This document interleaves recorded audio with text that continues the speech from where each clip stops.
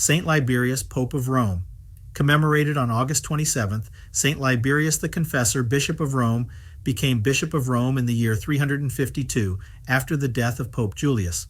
St. Liberius was a fervent proponent of Orthodoxy against the Arian heresy and a defender of St. Athanasius of Alexandria, May 2nd. The Emperor Constantius was inclined to side with the Arians, but was not able to compel St. Liberius to condemn St. Athanasius. For such intransigence, he was sent off to prison in Beroea, Thrace, but was soon returned to his see on the insistent petitions of the Roman people. Before his return, they summoned St. Liberius to the semi-Arian Council of Sirmium, where they forced him to sign the acts of the council. St. Liberius deeply repented of this later and labored much at Rome on behalf of Orthodoxy. He died peacefully in the year 366. Ave Maria.